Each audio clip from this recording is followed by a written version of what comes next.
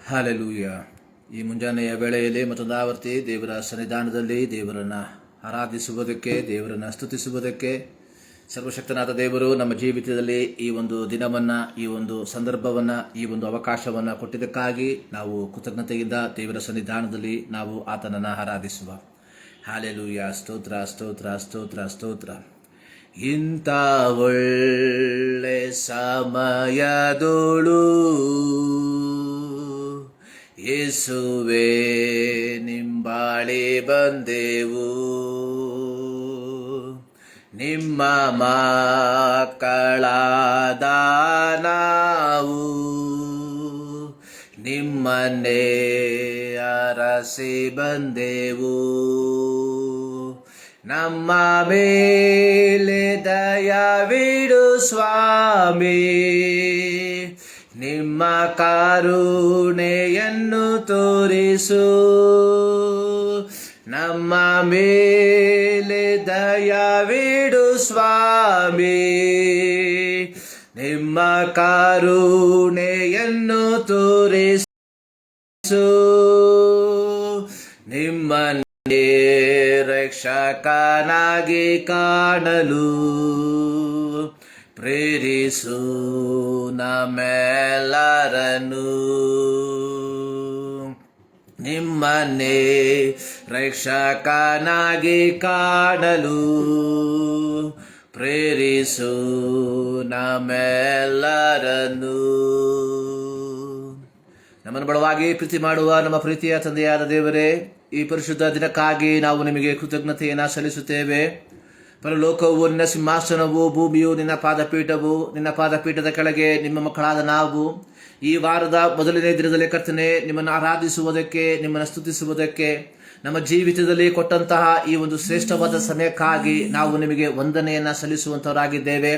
ಇಂದಿನ ಆರಾಧನೆಯನ್ನು ಕರ್ತನೆ ನಿಮ್ಮ ಸನ್ನಿಧಾನಕ್ಕೆ ಸಮರ್ಪಿಸುತ್ತೇವೆ. ಆರಾಧನೆಯ ಆದಿಯಿಂದ ಅಂತ್ಯದವರೆಗೆ ತ್ರಿಯೇಕ ದೇವರ ಸಾನ್ನಿಧ್ಯವನ್ನು ನಾವು ಅನುಭವಿಸುವಂತೆ ಕೃಪೆ ಮಾಡುವುದಾಗಿ ನಾವು ಪ್ರಾರ್ಥಿಸುತ್ತೇವೆ. ಈ ಮುಂಜಾನೆಯಲ್ಲಿ ನಮ್ಮ ಆರಾಧನೆಯ ಮೂಲಕವಾಗಿ ನಿಮ್ಮ ನಾಮ ಮಹಿಮೆ ಹೊಂದುವಂತೆ ಕೃಪೆ ಮಾಡುವುದಾಗಿ ಪ್ರಾರ್ಥಿಸುವಂತವರಾಗಿದ್ದೇವೆ.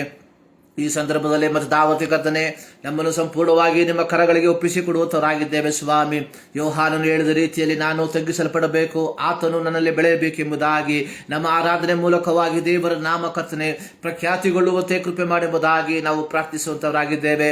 ಈ ಸಂದರ್ಭದಲ್ಲಿ ನಮ್ಮ ರಾಜ್ಯದಲ್ಲಿ, ನಮ್ಮ ದೇಶದಲ್ಲಿ, ನಮ್ಮ ಪಟ್ಟಣಗಳಲ್ಲಿ ನಡೆಯುವಂತಹ ಎಲ್ಲ ಪರಿಶುದ್ಧ ಆರಾಧನೆಗಳಿಗಾಗಿ ಸ್ತೋತ್ರ.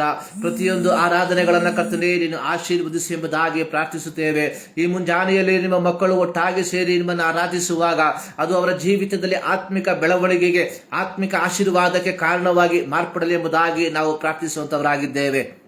ನಮ್ಮ ಪ್ರಾರ್ಥನೆ ಕಲಿತಕ್ಕಾಗಿ ಸ್ತೋತ್ರ. ಎಲ್ಲ ಸ್ತುತಿ, ಘನ, ಮಾನ, ಮಹಿಮೆ ನಿಮಗೆ ಮಾತ್ರ ಸಮರ್ಪಿಸುತ್ತಾ ಎಲ್ಲ ನಮಗಾಗಿ ಜೀವ ಕೊಟ್ಟಂತ ಯೇಸು ಕ್ರಿಸ್ತನ ಮುದು ನಾಮದಲ್ಲಿ ಬಿಡುತ್ತೇವೆ, ನಮ್ಮ ಪ್ರೀತಿಯ ತಂದೆಯೇ, ಆಮೇನ್. ದೇವನಾಮಕ್ಕೆ ಸ್ತೋತ್ರವಾಗಲಿ. ಈ ಮುಂಜಾನೆಯಲ್ಲಿ ಮತ್ತು ದಾವರ್ತಿ ದೇವರ ಸನ್ನಿಧಾನದಲ್ಲಿ ದೇವರನ್ನ ಆರಾಧಿಸುವುದಕ್ಕೆ, ದೇವರು ನಮ್ಮ ಜೀವಿತದಲ್ಲಿ ಕೊಟ್ಟಿರುವಂತಹ ಈ ಒಂದು ಶ್ರೇಷ್ಠವಾದಂತಹ ಸಮಯಕ್ಕಾಗಿ ದೇವರಿಗೆ ಕೃತಜ್ಞತೆಯನ್ನ ಸಲ್ಲಿಸುವಂತವನಾಗಿದ್ದೇನೆ. ಈ ಮುಂಜಾನೆಯಲ್ಲಿ ಒಂದು ಹಾಡನ್ನು ಹಾಡಿ ದೇವರನ್ನ ಮಹಿಮೆಪಡಿಸುವ. ದೇವ ನಿನ್ನ ನಾಮ ದೊಡ್ಡದು, ಎಲ್ಲ ನಾಮಕ್ಕಿಂತ ಶ್ರೇಷ್ಠವು, ನಿನ್ನಾಮ ಹಾಡಿ ಪಾಡುವೆ, ಸ್ತೋತ್ರಕ್ಕೆ ಯೋಗ್ಯವಾದದು. ಸ್ತೋತ್ರಕ್ಕೆ ಯೋಗ್ಯವಾಗಿರುವಂತಹ ಆತನ ನಾಮವನ್ನ ಈ ಮುಂಜಾನೆಯಲ್ಲಿ ಮತ್ತೊಂದಾವರ್ತಿ ನಾವು ಒಟ್ಟಾಗಿ ಸೇರಿ ದೇವರನ್ನ ಆರಾಧಿಸಿ ಮಹಿಮೆ ಪಡಿಸುವ. 47ನೇ ಕೀರ್ತನೆ ಅದರ 6ನೇ ವಾಕ್ಯದಲ್ಲಿ ಬರೆದಿರುವಂಥದ್ದು, ದೇವರನ್ನು ಸಂಕೀರ್ತಿಸಿರಿ, ಕೀರ್ತಿಸಿರಿ, ನಮ್ಮ ಅರಸನನ್ನ ಕೀರ್ತಿಸಿರಿ, ಕೀರ್ತಿಸಿರಿ.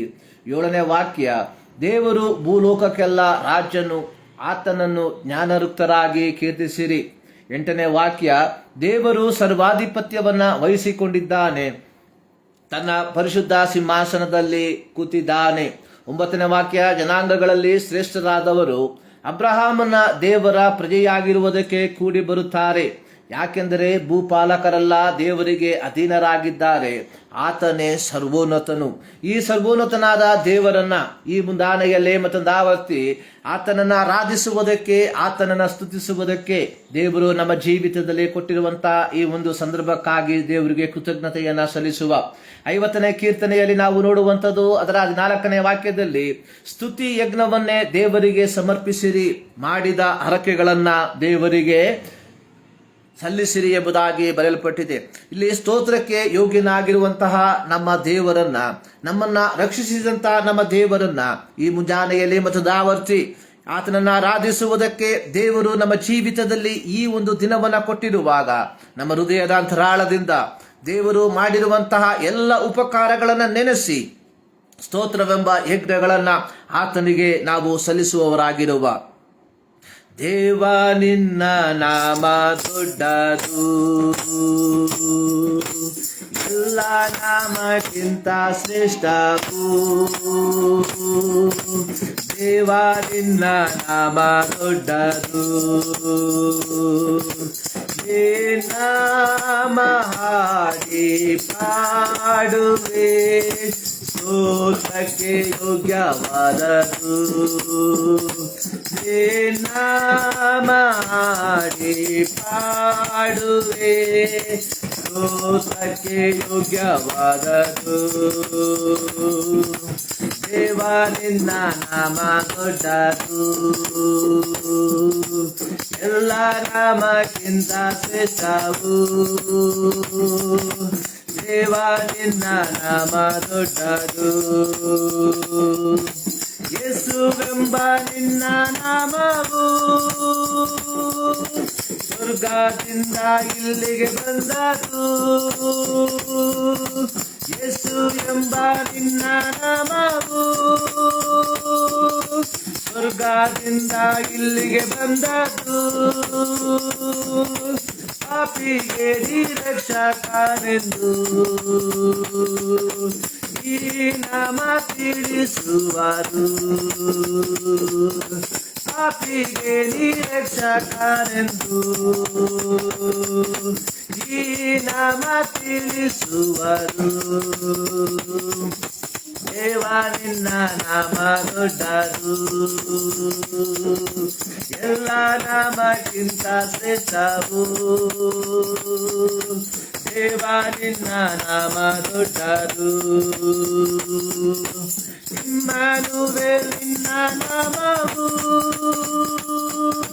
ದೇವ ಸಾನ್ನಿಧ್ಯವ ತಂದಿತು. ಇಮ್ಮಾನುವೇಲ್ ನಿನ್ನ ನಾಮವು ದೇವ ಸಾನ್ನಿಧ್ಯವ ತಂದಿತು. ದೇವ ನಾಮ ದೂರ ಇರಲು ಈ ನಾಮ ನೀನು ಹೊಂದಿದೆ. ದೇವ ನಾಮ ದೂರ ಇರಲು ಈ ನಾಮ ನೀನು ಹೊಂದಿದೆ. ದೇವ ನಿನ್ನ ನಾಮ ದೊಡ್ಡದು, ಎಲ್ಲ ನಾಮ ದೇವ ನಿನ್ನ ನಾಮ ದೊಡ್ಡದು. ಮಹಿಮೆಯೊಳಿದು ಇರುತ್ತೀ, ನಿನ್ನ ರಾಜವ ನೀನಾಡುತ್ತೀ. ಮಹಿಮೆಯೊಳಿದು ಇರುತ್ತೀ, ನಿನ್ನ ರಾಜವ ನೀನಾಡುತ್ತೀ. ರಾಜಾದಿರಾಜನು ನೀನೆಂದು ಕರ್ತನಿನ್ನ ಕೊಂಡಾಡುವೆನು. ರಾಜಾದಿರಾಜನು ನೀನೆಂದು ಕರ್ತನಿನ್ನ ಕೊಂಡಾಡುವೆನು. ದೇವ ನಿನ್ನ ನಾಮ ದೊಡ್ಡದು, ಎಲ್ಲ ನಾಮಕ್ಕಿಂತ ಶ್ರೇಷ್ಠವು. ದೇವ ನಿನ್ನ ನಾಮ ದೊಡ್ಡದು, ಈ ನಾಮ ಹಾಡಿ ಪಾಡುವೆ, ಸ್ತೋತ್ರಕ್ಕೆ ಯೋಗ್ಯವಾದದು. ನಾಮ ಹಾಡಿ ಪಾಡುವೆ, ಸ್ತೋತ್ರಕ್ಕೆ ಯೋಗ್ಯವಾದದು. ದೇವ ನಿನ್ನ ನಾಮ ದೊಡ್ಡದು, ಎಲ್ಲ ನಾಮಕ್ಕಿಂತ ಶ್ರೇಷ್ಠವು. ದೇವ ನಿನ್ನ ನಾಮ ದೊಡ್ಡದು. ದೇವ ನಿನ್ನ ನಾಮ ದೊಡ್ಡದು, ಎಲ್ಲ ನಾಮಕ್ಕಿಂತ ಶ್ರೇಷ್ಠವು, ನಿನ್ನಾಮ ಹಾಡಿ ಪಾಡುವೆ, ಸ್ತೋತ್ರಕ್ಕೆ ಯೋಗ್ಯವಾದದು. ಈ ಮುಂಜಾನೆಯಲ್ಲಿ ಸ್ತೋತ್ರಕ್ಕೆ ಯೋಗ್ಯವಾಗಿರುವಂತಹ ದೇವರ ನಾಮವನ್ನು ಮತ್ತೊಂದಾವರ್ತಿ ಆತನನ್ನು ಆರಾಧಿಸುವುದಕ್ಕೆ, ಆತನನ್ನು ಸ್ತುತಿಸುವುದಕ್ಕೆ ದೇವರು ನಮ್ಮ ಜೀವಿತದಲ್ಲಿ ಈ ಒಂದು ಅವಕಾಶವನ್ನು, ಈ ಒಂದು ದಿನವನ್ನು, ಈ ಒಂದು ಸಂದರ್ಭವನ್ನು ಆತನು ನಮಗೆ ಕೊಟ್ಟಿರುವಾಗ ನಾವು ಆತನನ್ನು ಆರಾಧಿಸುವುದಕ್ಕೆ, ಆತನನ್ನು ಸ್ತುತಿಸುವುದಕ್ಕೆ ನಾವು ಬಾಧ್ಯಸ್ಥರಾಗಿದ್ದೇವೆ. ಕೀರ್ತನೆಗಳಲ್ಲಿ 103ನೇ ಕೀರ್ತನೆಯಲ್ಲಿ ನಾವು ನೋಡುತ್ತೇವೆ, ನನ್ನ ಮನವೇ ಯೆಹೋವನನ್ನು ಕೊಂಡಾಡು, ನನ್ನ ಸರ್ವೇಂದ್ರಿಯಗಳೇ ಆತನ ಪವಿತ್ರ ನಾಮವನ್ನು ಕೀರ್ತಿಸಿರಿ. ನನ್ನ ಮನವೇ ಯೆಹೋವನನ್ನು ಕೊಂಡಾಡು, ಆತನ ಉಪಕಾರಗಳಲ್ಲಿ ಒಂದನ್ನು ಮರೆಯಬೇಡ. ಕಳೆದ ರಾತ್ರಿ ನಿದ್ರಿಸಿದಂಥವರು ಎಷ್ಟೋ ಜನರು ಈ ಒಂದು ದಿನವನ್ನು ಕಾಣುವುದಕ್ಕೆ ಸಾಧ್ಯವಿಲ್ಲದೆ ಲೋಕದಿಂದ ಅಗಲಿ ಹೋಗಿರುವಾಗ ದೇವರು ನಮ್ಮ ಜೀವಿತದಲ್ಲಿ ಈ ಒಂದು ದಿನವನ್ನು, ಈ ಒಂದು ಅವಕಾಶವನ್ನು ಕೊಟ್ಟಿದ್ದಾನೆ. 104ನೇ ಕೀರ್ತನೆ ಅದರ 33ನೇ ವಾಕ್ಯದಲ್ಲಿ ಕೀರ್ತನೆಗಾರರು ಹೇಳಿರುವಂಥದ್ದು, ನಾನು ಬದುಕಿರುವವರೆಗೂ ಯೆಹೋವನನ್ನು ಕೀರ್ತಿಸುವೇನು ಎಂಬುದಾಗಿ ಅಲ್ಲ, ಕೀರ್ತಿಸುತ್ತಿರುವೆನು. 150ನೇ ಕೀರ್ತನೆ ಕೊನೆಯ ಭಾಗ ಬರೆಯಲ್ಪಟ್ಟಿರುವಂಥದ್ದು, ಶ್ವಾಸವಿರುವುದೆಲ್ಲವೂ ಯೆಹೋವನನ್ನು ಸ್ತುತಿಸಲಿ ಎಂಬುದಾಗಿ. ಇಲ್ಲಿ 104ನೇ ಕೀರ್ತನೆಯಲ್ಲಿ ದಾವೀದನು ಬರೆದಿರುವಂತಹ ಈ ಒಂದು ಕೀರ್ತನೆಯಲ್ಲಿ ದಾವೀದನು ಹೇಳುವಂಥದ್ದು, ನಾನು ಬದುಕಿರುವವರೆಗೂ ಯೆಹೋವನನ್ನು ಕೀರ್ತಿಸುತ್ತಿರುವೆನು, ಜೀವಮಾನವೆಲ್ಲ ನನ್ನ ದೇವರನ್ನ ಭಜಿಸುತ್ತಿರುವೆನು ಎಂಬುದಾಗಿ. ಸೊ ಈ ಕೀರ್ತನೆಯನ್ನ ನಾವು ಕೂಲಂಕುಷವಾಗಿ ನಾವು ಕಲಿಯುವಾಗ, ಸೊ ಈ ಕೀರ್ತನೆಯಲ್ಲಿ ಬರೆದಿರುವಂಥದ್ದು, ಈ ಕೀರ್ತನೆಯಲ್ಲಿ ಕೀರ್ತನೆಗಾರನು ದೇವರ ಸೃಷ್ಟಿಯನ್ನ ಅಥವಾ ದೇವರು ಸೃಷ್ಟಿ ಮಾಡಿರುವಂತಹ ಭೂಮಿ ಆಕಾಶಗಳನ್ನ, ಸೂರ್ಯ ಚಂದ್ರ ನಕ್ಷತ್ರಗಳನ್ನ, ಪರ್ವತಗಳನ್ನ, ನದಿಗಳನ್ನ, ಮೃಗ ಪಕ್ಷಿಗಳನ್ನ, ಮನುಷ್ಯರನ್ನ, ಇವೆಲ್ಲವನ್ನ ನೋಡಿ ಹಾಗೂ ತನ್ನ ಸೃಷ್ಟಿಯ ಮೇಲೆ ಸೃಷ್ಟಿಕರ್ತನಿಗೆ ಇರುವಂತಹ ಅಧಿಕಾರವನ್ನ ಆತನು ಅವಲೋಕಿಸಿ ಆತನು ಹೇಳುವಂಥದ್ದು, ನಾನು ಬದುಕಿರುವವರೆಗೂ ಯೆಹೋವನನ್ನ ಕೀರ್ತಿಸುತ್ತಿರುವೆನು ಎಂಬುದಾಗಿ. ದೇವರನ್ನ ಆರಾಧಿಸುವಂಥದ್ದು, ದೇವರನ್ನ ಸ್ತುತಿಸುವಂಥದ್ದು, ಕಳೆದ ಒಂದು ವಾರ ದೇವರು ನಮ್ಮ ಜೀವಿತದಲ್ಲಿ ಕೊಟ್ಟಿರುವಂತಹ ಭೌತಿಕ ಆಶೀರ್ವಾದಗಳನ್ನ ನೆನೆಸಿ ಕೃತಜ್ಞತೆಯನ್ನ ಸಲ್ಲಿಸುವುದರ ಮೂಲಕವಾಗಿ ಅಲ್ಲ. ಸೊ ಬದಲಾಗಿ ನಾವು ದೇವರನ್ನ ಸ್ತುತಿಸಬೇಕಾಗಿರುವಂಥದ್ದು ಸೃಷ್ಟಿಯಲ್ಲಿ ಆತನ ಪ್ರಭುತ್ವವನ್ನ ನಾವು ಗ್ರಹಿಸಿಕೊಂಡವರಾಗಿ ಆತನನ್ನ ಸ್ತುತಿಸುವಂತವರಾಗಿರಬೇಕು. 19ನೇ ಕೀರ್ತನೆಯಲ್ಲಿ ನಾವು ನೋಡ್ತೇವೆ, ಆಕಾಶವು ದೇವರ ಪ್ರಭಾವವನ್ನ ಪ್ರಚುರಪಡಿಸುತ್ತದೆ ಎಂಬುದಾಗಿ. ಸೃಷ್ಟಿಯ ಮೇಲೆ ಆತನ ಪ್ರಭುತ್ವವನ್ನ ನಾವು ಅರ್ಥೈಸಿಕೊಂಡವರಾಗಿ, ಆತನ ಶಕ್ತಿಯನ್ನ, ಆತನ ಮಹತ್ವವನ್ನ ಗ್ರಹಿಸಿಕೊಂಡವರಾಗಿ, ಆತನ ಸೃಷ್ಟಿಗಳಾದಂತಹ ನಾವುಗಳು ಪ್ರತ್ಯೇಕವಾಗಿ ಯೇಸು ಕ್ರಿಸ್ತನ ರಕ್ತದಿಂದ ಪಾಪ ಕ್ಷಮಾಪಣೆಯನ್ನ ಹೊಂದಿಕೊಂಡು ದೇವರ ಮಕ್ಕಳೆಂಬ ಪದವಿಯನ್ನ ಪಡೆದುಕೊಂಡಿರುವಂತಹ ನಾವುಗಳು ಆತನನ್ನ ಸ್ತುತಿಸುವುದಕ್ಕೆ, ಆತನನ್ನ ಆರಾಧಿಸುವಂತವರಾಗಿರಬೇಕು ಎಂಬುದಾಗಿ ನಾವು ನೋಡುತ್ತೇವೆ. ಸೊ ಇಲ್ಲಿ ಕೀರ್ತನೆಗಾರರು ಹೇಳುವಂಥದ್ದು, ನಾನು ಬದುಕಿರುವವರೆಗೂ ಯೆಹೋವನನ್ನ ಕೀರ್ತಿಸುತ್ತಿರುವೆನು ಎಂಬುದಾಗಿ. ಅಂದರೆ ನಮ್ಮ ಜೀವಿತದಲ್ಲಿ ನಮ್ಮ ಶ್ವಾಸದ ಕೊನೆಯ ಕ್ಷಣದ ತನಕ ನಾವು ಮಾಡಬೇಕಾದಂತಹ ಒಂದೇ ಒಂದು ಕಾರ್ಯ ಅಥವಾ ಒಂದೇ ಒಂದು ಕೆಲಸ ಅದೇನೆಂಬುದಾಗಿ ನೋಡುವಾಗ ನಾವು ದೇವರನ್ನ ಸ್ತುತಿಸುವಂತವರಾಗಿರಬೇಕು. ದೇವರು ಮನುಷ್ಯನನ್ನ ಉಂಟು ಮಾಡಿದ್ದರ ಏಕೈಕ ಉದ್ದೇಶ ಅನ್ನುವಂಥದ್ದು ದೇವರಲ್ಲಿ ಅಥವಾ ದೇವರೊಂದಿಗೆ ಒಂದು ಅನ್ಯೋನ್ಯತೆಯಲ್ಲಿ ಆತನು ಬದುಕಬೇಕೆಂಬ ಉದ್ದೇಶದಿಂದ ಆತನು ಮನುಷ್ಯರನ್ನ ಸೃಷ್ಟಿ ಮಾಡಿದ ಎಂಬುದಾಗಿ ನಾವು ನೋಡುತ್ತೇವೆ. ಆದಿಕಾಂಡ 3ನೇ ಅಧ್ಯಾಯದಲ್ಲಿ ನಾವು ನೋಡುತ್ತೇವೆ, ಯೆಹೋವ ದೇವರು ಸಂಜೆಯ ತಂಗಾಳಿಯಲ್ಲಿ ತೋಟದೊಳಗೆ ಸಂಚರಿಸುತ್ತಿದ್ದನು ಎಂಬುದಾಗಿ. ಪ್ರತಿದಿನ ಸಂಜೆಯ ತಂಗಾಳಿಯಲ್ಲಿ ಯೆಹೋವನು ಏನು ಮಾಡ್ತಾ ಇದ್ದ? ತೋಟದಲ್ಲಿ ಆತನು ಬರುವಂತವನಾಗಿದ್ದ. ತಾನು ಸೃಷ್ಟಿ ಮಾಡಿದಂತಹ ಆದಾಮನೊಂದಿಗೆ, ತಾನು ಸೃಷ್ಟಿ ಮಾಡಿದಂತಹ ಅವ್ವಳೊಂದಿಗೆ ದೇವರು ಒಂದು ಅನ್ಯೋನ್ಯತೆಯನ್ನ ಆತನು ಬಯಸುವಂತವನಾಗಿದ್ದ. ಈ ಒಂದು ಅನ್ಯೋನ್ಯತೆಗೋಸ್ಕರವಾಗಿ ದೇವರು ಮನುಷ್ಯನನ್ನ ಉಂಟು ಮಾಡಿದ ಎಂಬುದಾಗಿ ನಾವು ನೋಡುತ್ತೇವೆ. ಆದರೆ ಪಾಪ ಮನುಷ್ಯನನ್ನ ದೇವರಿಂದ ಅಗಲ ಮಾಡ್ತು, ಅಥವಾ ದೇವರಿಂದ ಅವನನ್ನ ದೂರ ತಳ್ತು. ಹೀಗಿರುವಾಗ 2000 ವರ್ಷಗಳ ಹಿಂದೆ ಲೋಕದ ಪಾಪಗಳ ಪರಿಹಾರಕ್ಕೋಸ್ಕರವಾಗಿ ಸರ್ವಶಕ್ತನಾದ ದೇವರು ಮನುಷ್ಯನ ರೂಪವನ್ನು ತಾಳಿ ಈ ಲೋಕಕ್ಕೆ ಇಳಿದು ಬಂದು ಲೋಕದ ಪಾಪಗಳನ್ನ ಹೊತ್ತುಕೊಂಡವನಾಗಿ ಶಿಲುಬೆಯ ಮೇಲೆ ತನ್ನನ್ನು ತಾನೇ ಯಜ್ಞಾರ್ಪಿತನಾಗಿ ಅರ್ಪಿಸಿಕೊಂಡು ಲೋಕದ ಪಾಪಗಳನ್ನು, ನಮ್ಮೆಲ್ಲರ ಪಾಪಗಳನ್ನ ಆತನು ತನ್ನ ರಕ್ತದ ಮೂಲಕವಾಗಿ ಆತನು ನಮಗೆ ಕ್ಷಮಾಪಣೆಯನ್ನ ಕೊಟ್ಟ. ಈ ರೀತಿ ದೇವರಿಂದ ಕ್ಷಮಾಪಣೆಯನ್ನ ಹೊಂದಿಕೊಂಡಿರುವಂತಹ ಪ್ರೀತಿಯ ದೇವ ಜನರೇ, ನಾವು ದೇವರನ್ನ ನಿರಂತರವಾಗಿ ಸ್ತುತಿಸುವಂತವರಾಗಿರಬೇಕೆಂಬುದಾಗಿ ದೇವರು ಬಯಸುವಂತವನಾಗಿದ್ದಾನೆ. ದೇವರು ನಮ್ಮಿಂದ ಎದುರು ನೋಡುವಂತಹ ಒಂದೇ ಒಂದು ಕಾರ್ಯ, V should have a close fellowship with god. ದೇವರೊಂದಿಗೆ ಒಂದು ಅನ್ಯೋನ್ಯವಾದಂತಹ, ಒಂದು ಅವಿಭಾಜ್ಯವಾದಂತಹ, ಅಭಿನಯವಾದಂತಹ ಒಂದು ಸಂಬಂಧವನ್ನ ಇಟ್ಟುಕೊಂಡಿರಬೇಕೆಂಬುದಾಗಿ ದೇವರು ಬಯಸುವಂತವನಾಗಿದ್ದಾನೆ. ಸೊ ಈ ಸಂದರ್ಭದಲ್ಲಿ 50ನೇ ಕೀರ್ತನೆಯಲ್ಲಿ ಸಹ ನಾವು 50ನೇ ಕೀರ್ತನೆಯಲ್ಲಿಯೂ ಬರೆದಿರುವಂತಹ ಒಂದು ವಾಕ್ಯ ಈ ರೀತಿ ಇದೆ. ಅಲ್ಲಿ ನಾನು ಓರಿಗಳ ಮಾಂಸವನ್ನ ತಿನ್ನುವುದು, ಓತಗಳ ರಕ್ತವನ್ನ ಕುಡಿಯುವುದು ಉಂಟು. ದೇವರಿಗೆ ಬೇಕಾಗಿರುವಂಥದ್ದು ಒಂದು ಯಜ್ಞಾರ್ಪಿತವಾದಂತಹ ವಸ್ತುಗಳಲ್ಲ, ದೇವರಿಗೆ ಬೇಕಾಗಿರುವಂಥದ್ದು ಕಾಣಿಕೆಗಳಲ್ಲ, ದೇವರಿಗೆ ಬೇಕಾಗಿರುವಂಥದ್ದು ನಮ್ಮ ಭೌತಿಕವಾದಂತಹ ಯಾವುದೇ ಆಶೀರ್ವಾದದ ಒಂದು ಭಾಗಗಳಲ್ಲ.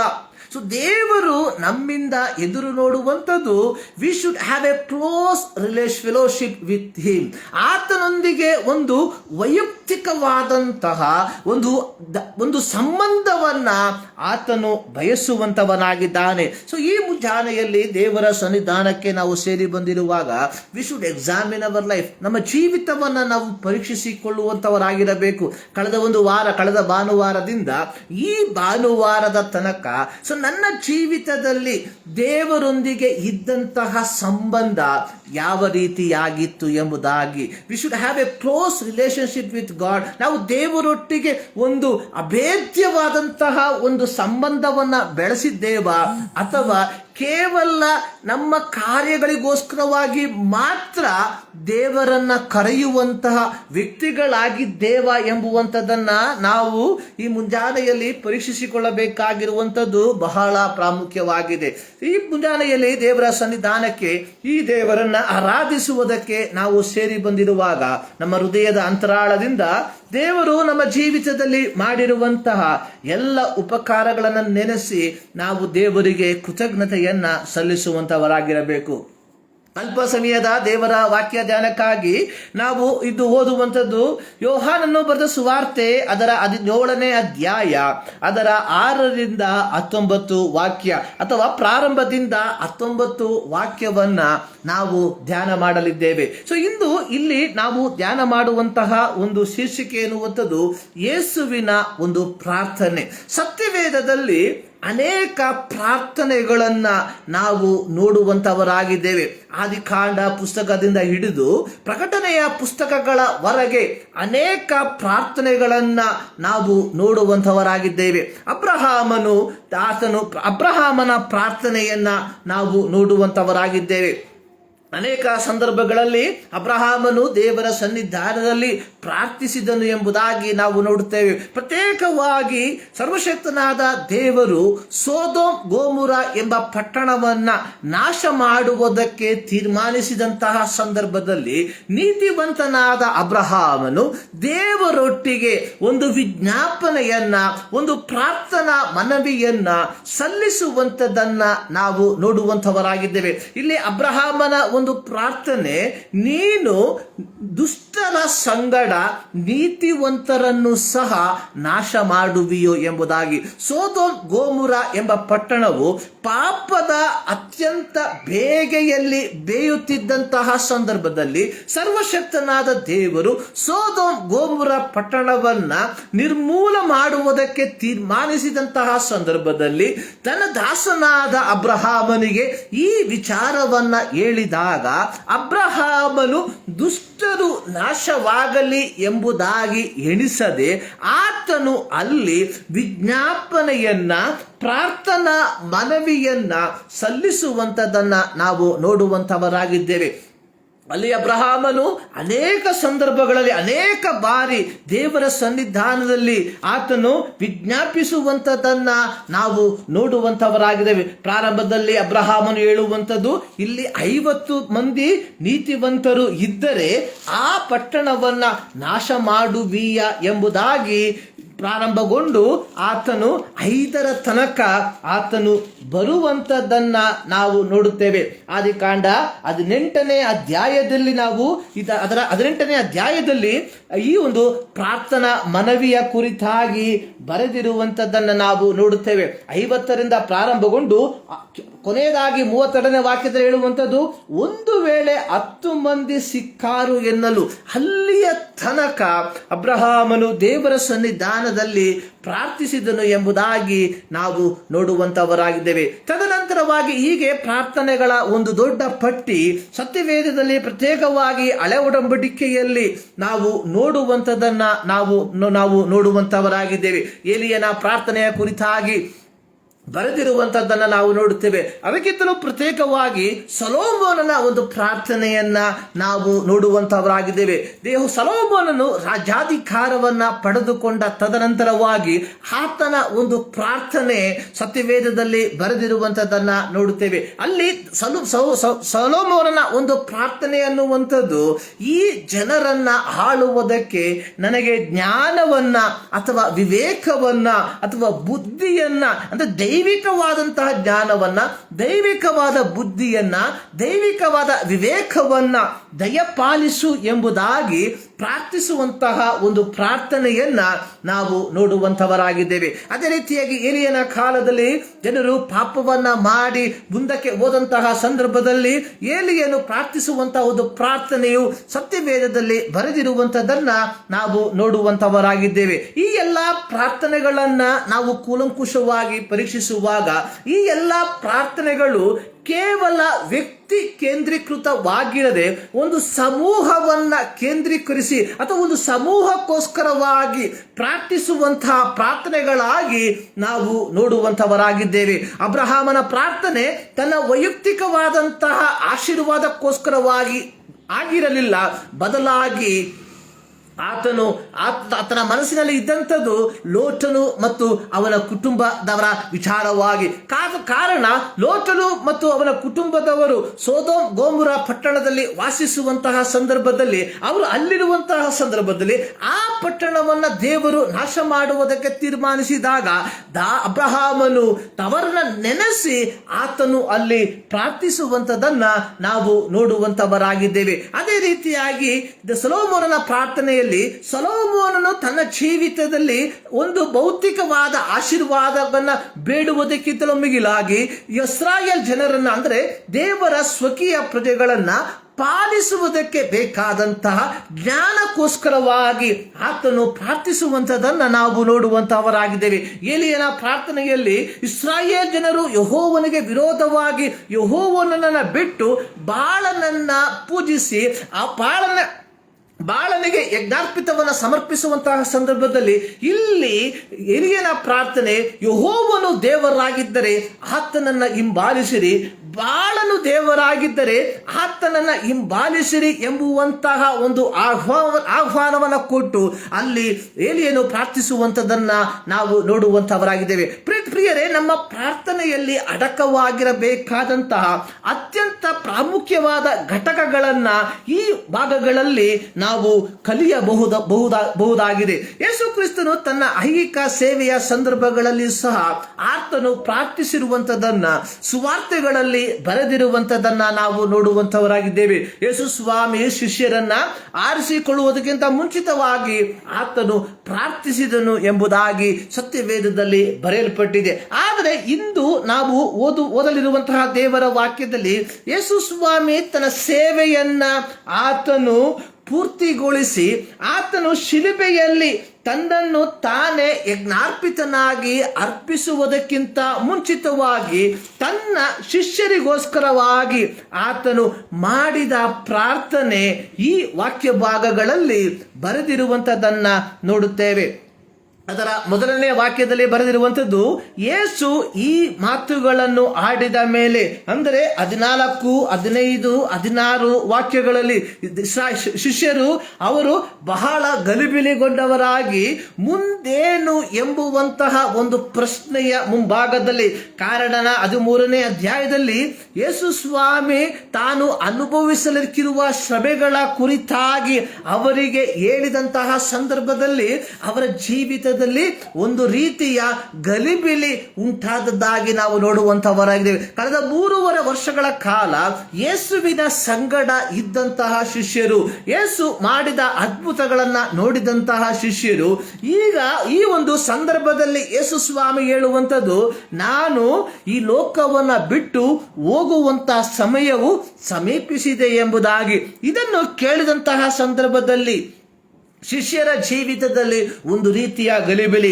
ಯೋಹಾನನ ಸುವಾರ್ತೆ 14ನೇ ಅಧ್ಯಾಯ ಪ್ರಾರಂಭವಾಗುವಂಥದ್ದು, ನಿಮ್ಮ ಹೃದಯವು ಕಳವಳಗೊಳ್ಳದೆ ಇರಲಿ. ಇಲ್ಲಿ ಯೇಸು ಸ್ವಾಮಿ ಹೇಳುವಂಥದ್ದು ತನ್ನ ಶಿಷ್ಯ ಸಮೂಹಕ್ಕೆ ಈ ರೀತಿಯಾಗಿ ಹೇಳುವುದಕ್ಕೆ ಕಾರಣ, ಯೇಸುವಿಗೆ ತಿಳಿದಿತ್ತು ಅವರ ಹೃದಯವು ಗಲಿಬಿಲಿಗೊಂಡಿದೆ ಎಂಬುದಾಗಿ. ಈ ರೀತಿ ಗಲಿಬಿಲಿಗೊಂಡಿರುವ ಹೃದಯವನ್ನ ನೋಡಿ, ಅವರ ಮುಖವನ್ನ ನೋಡಿ ಯೇಸು ಸ್ವಾಮಿ ಹೇಳುವಂಥದ್ದು, ನಿಮ್ಮ ಹೃದಯವು ಗಲಿಬಿಲಿ ಕಳವಳಗೊಳ್ಳದೆ ಇರಲಿ ಎಂಬುದಾಗಿ. ಸೊ ಈ ರೀತಿಯಾಗಿ ತಾನು ಅನುಭವಿಸಲಿರುವಂತಹ ಕ್ಷಮಾ ಮರಣಗಳ ಕುರಿತಾಗಿ ಯೇಸು ಸ್ವಾಮಿ ಎಲ್ಲವನ್ನ ಅವರಿಗೆ ತಿಳಿಸಿ, ತದನಂತರವಾಗಿ ಆತನು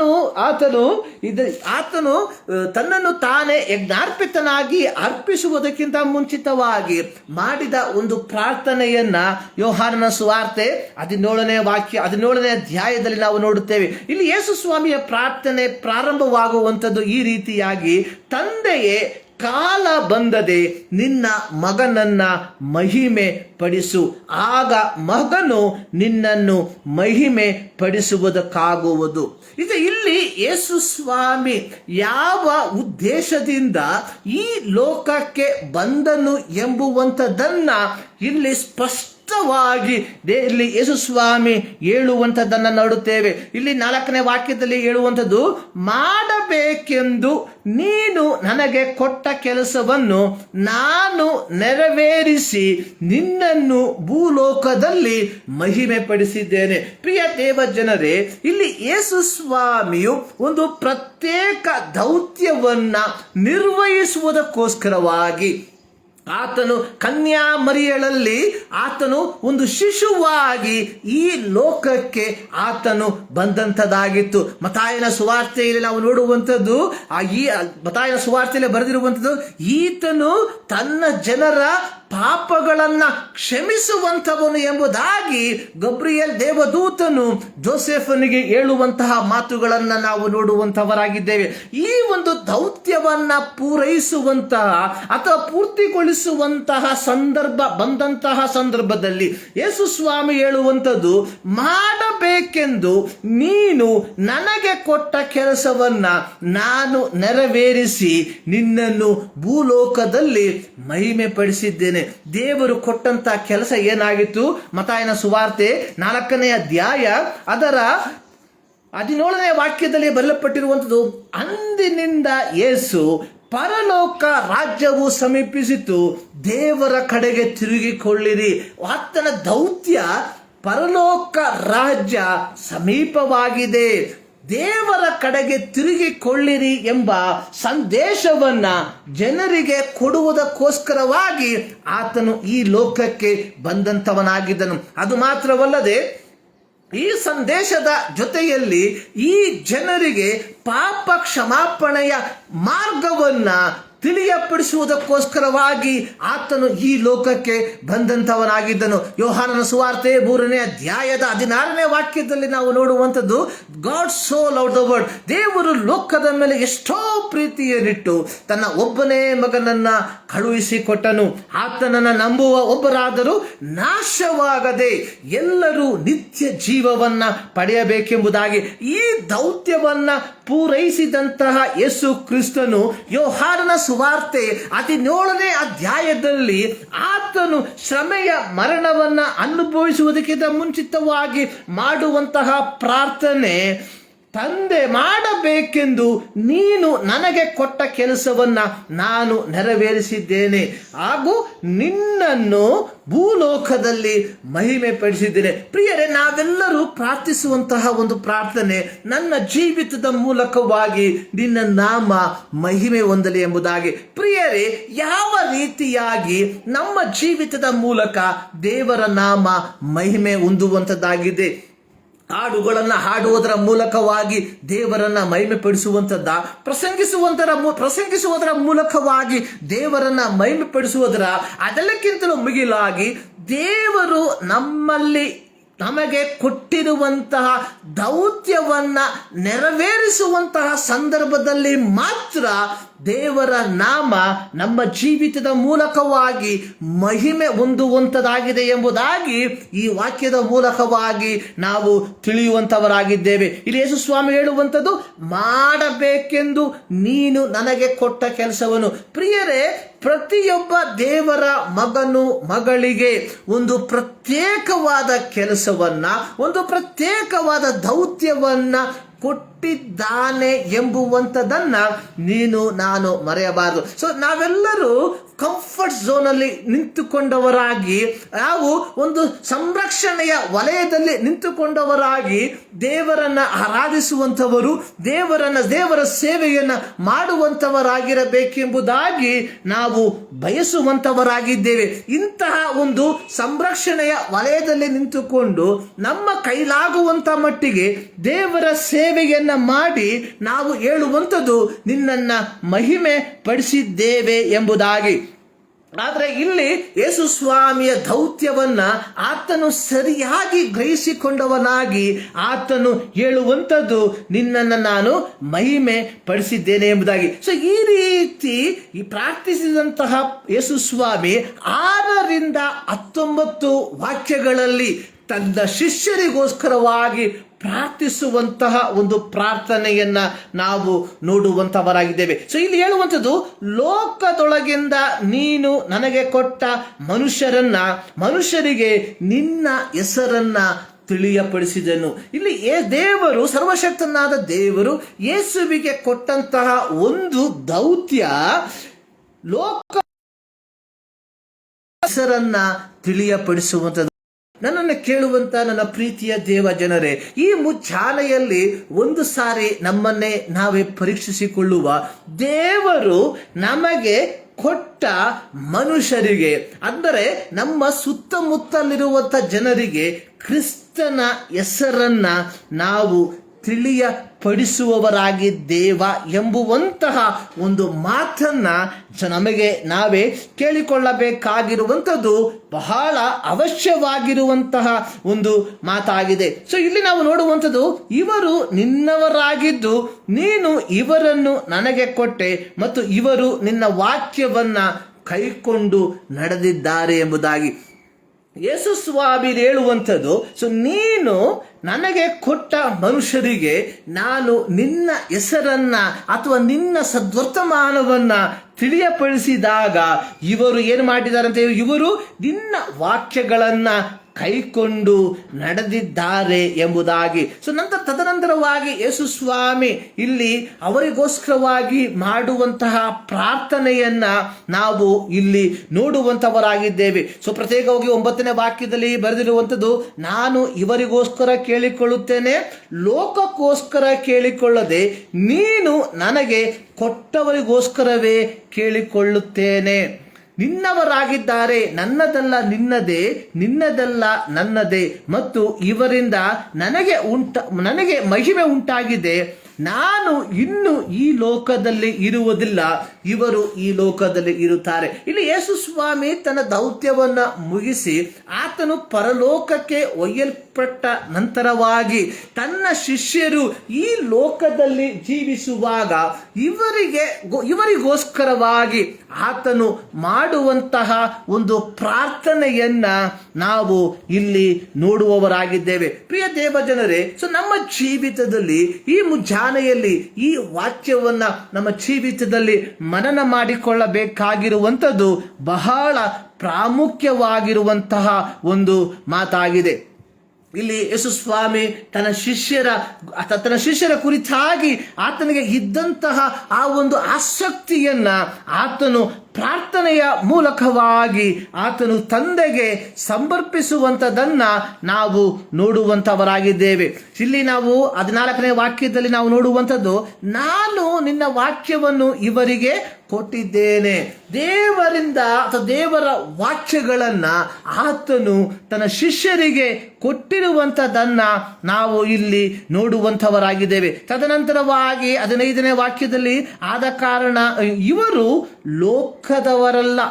ಇಲ್ಲಿ 14ನೇ ವಾಕ್ಯದಲ್ಲಿ, ನಾನು ಲೋಕದವನಲ್ಲದೆ ಇರುವ ಪ್ರಕಾರ ಇವರು ಲೋಕದವರಲ್ಲ.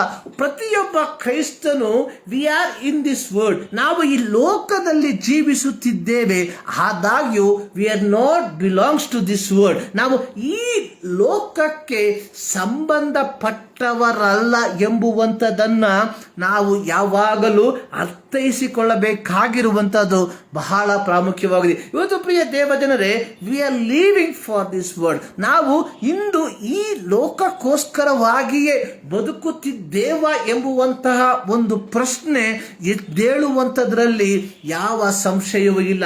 ಕಾರಣ, ನಮ್ಮ ಪ್ರತಿಯೊಂದು ಕಾರ್ಯಗಳು, ನಮ್ಮ ಪ್ರತಿಯೊಂದು ಸಂಪಾದನೆಗಳು ಕೇವಲ ಈ ಲೋಕಕ್ಕೋಸ್ಕರವಾಗಿ ಮಾತ್ರ ಆಗಿರುವಂಥದ್ದಾಗಿದೆ.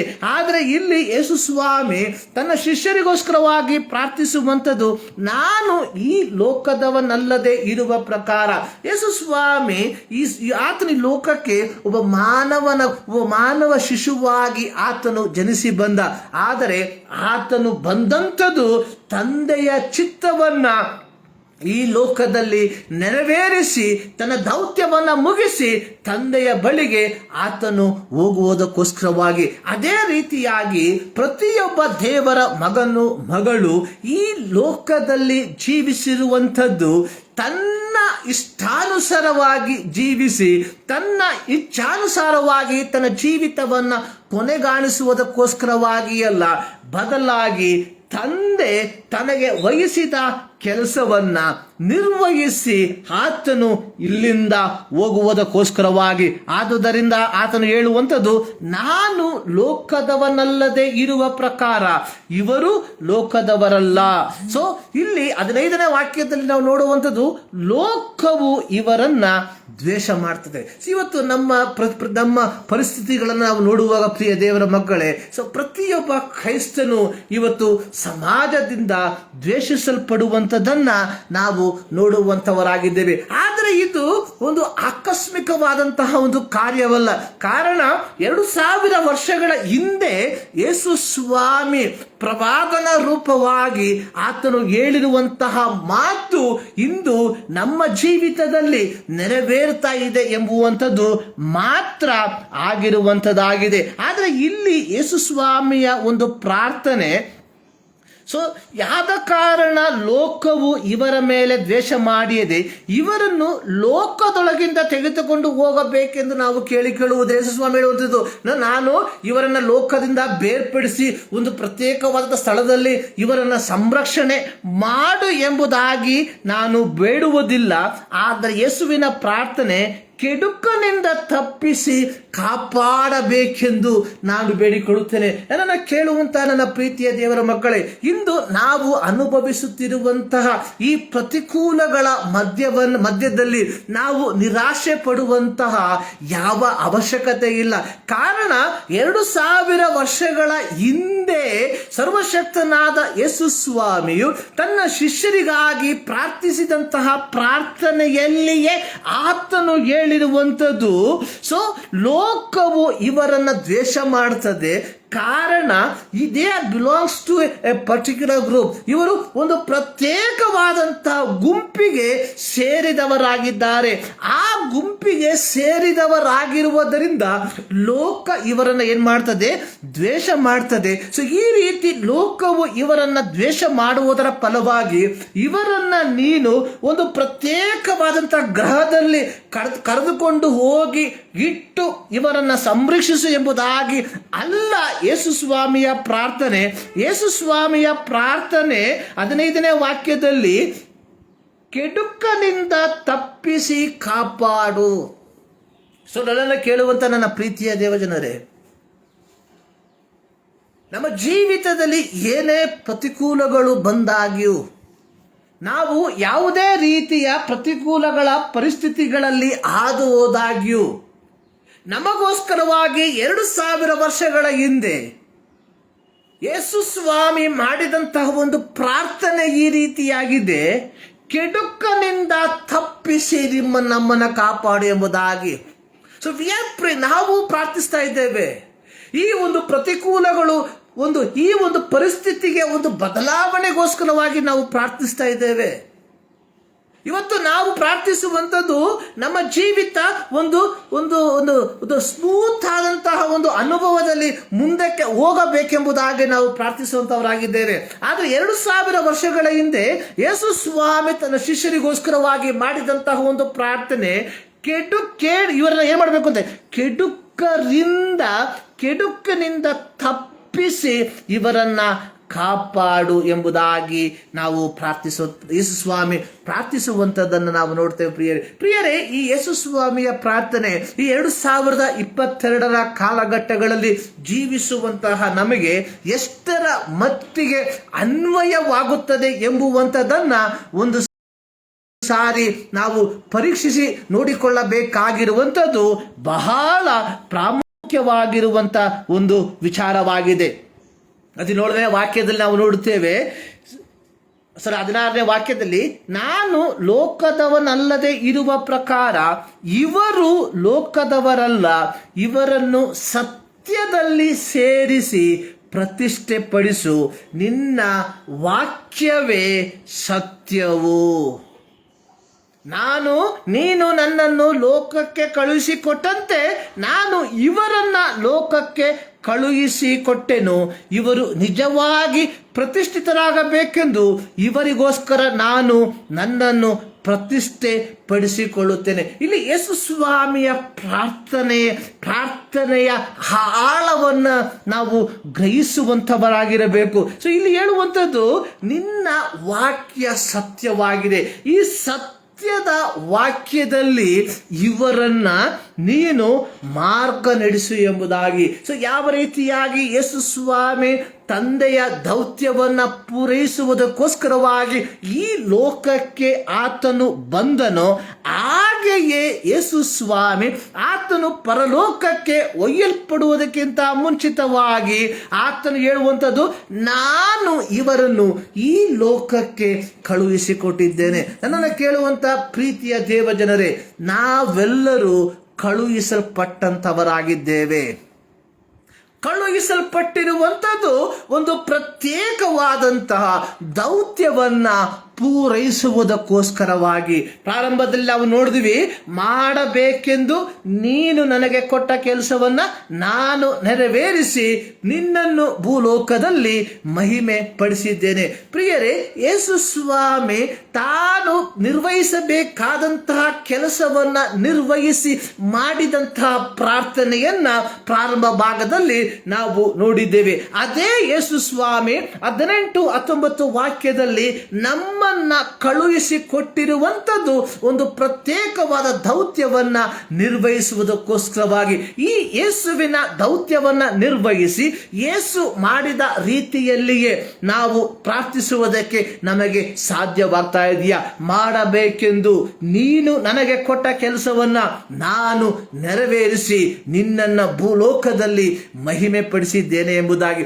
ನಾವು ಇಂದು ದೇವರ ನಾಮ ಮಹಿಮೆ ಯಾವ ರೀತಿ ಬರಬೇಕೆಂಬುದಾಗಿ ನಾವು ಬಯಸುವಂತವರೆಂದ್ರೆ, ಸೊ ನನ್ನನ್ನ ಆರ್ಥಿಕವಾಗಿ ಆಶೀರ್ವದಿಸಿ ನನಗೆ ದೊಡ್ಡ ಒಂದು ಉದ್ಯೋಗವನ್ನ ಕೊಡುವುದರ ಮೂಲಕವಾಗಿ, ನನಗೆ ದೊಡ್ಡ ಭೌತಿಕವಾದ ಆಶೀರ್ವಾದಗಳನ್ನು ಕೊಡುವುದರ ಮೂಲಕವಾಗಿ, ಆಗ ಜನರು ಕೇಳುವಾಗ ಹೇಳ್ತೇನೆ, ಯೇಸು ಸ್ವಾಮಿಯನ್ನು ಕಂಡುಕೊಂಡದರ ಫಲವಾಗಿ ನನಗೆ ಇಷ್ಟೆಲ್ಲ ಆಶೀರ್ವಾದ ಸಿಕ್ತು. ಹಿಂಗೆ ದೇವರ ನಾಮ ಮಹಿಮೆ ಹೊಂದಬೇಕೆಂಬುದಾಗಿ ನಾವು ಬಯಸ್ತೇವೆ.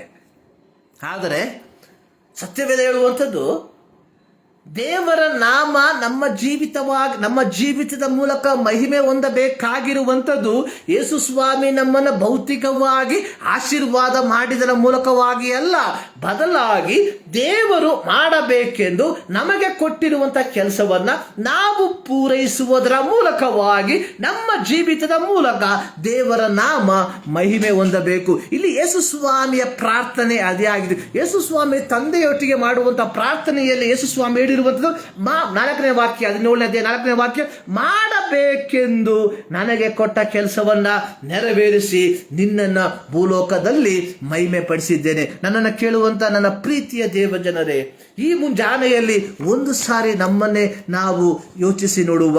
ದೇವರು ನಮಗೆ ಮಾಡಬೇಕೆಂದು ಕೊಟ್ಟಿರುವಂತಹ ಕೆಲಸವನ್ನ ನಾವು ಮಾಡ್ತಾ ಇದ್ದೇವಾ? ಅದರ ಮೂಲಕವಾಗಿ ದೇವರ ನಾಮವನ್ನ ಮಹಿಮೆ ಪಡಿಸ್ತಾ ಇದ್ದೇವಾ? ಒಂದು ವಿಚಾರ ಇಲ್ಲಿ ಸ್ಪಷ್ಟವಾಗಿ ಯೇಸು ಸ್ವಾಮಿ ಹೇಳಿರುವಂಥದ್ದು, ಯೇಸು ಸ್ವಾಮಿಯ ಪ್ರಾರ್ಥನೆ, ಕೆಡುಕನಿಂದ ಇವರನ್ನ ತಪ್ಪಿಸು. ಲೋಕ ಇವರನ್ನ ಹಾಗೆ ಮಾಡ್ತದೆ, ಲೋಕ ಇವರನ್ನ ದ್ವೇಷ ಮಾಡ್ತದೆ, ಲೋಕ ಇವರನ್ನ ಯಾಳಿಸ್ತದೆ, whatever it may be, but we have the assurance that God will protect us. ನಮಗೆ ಒಂದಿರುವ ದೃಢತೆ, ದೇವರು ನಮ್ಮನ್ನು ಕಾಪಾಡ್ತಾರೆ. ಕಾರಣ 2000 ವರ್ಷಗಳ ಹಿಂದೆ ಯೇಸು ಸ್ವಾಮಿ ನಿನಗೋಸ್ಕರ ನನಗೋಸ್ಕರವಾಗಿ ಆತನು ಮನುಷ್ಯನಾಗಿ ಈ ಲೋಕದಲ್ಲಿ ಬದುಕಿದಂತ ಸಂದರ್ಭದಲ್ಲಿಯೇ ಮಾಡಿದಂತಹ ಒಂದು ಪ್ರಾರ್ಥನೆ, ಕೆಡುಕನಿಂದ ಇವರನ್ನ ತಪ್ಪಿಸಿ ಎಂಬುದಾಗಿ.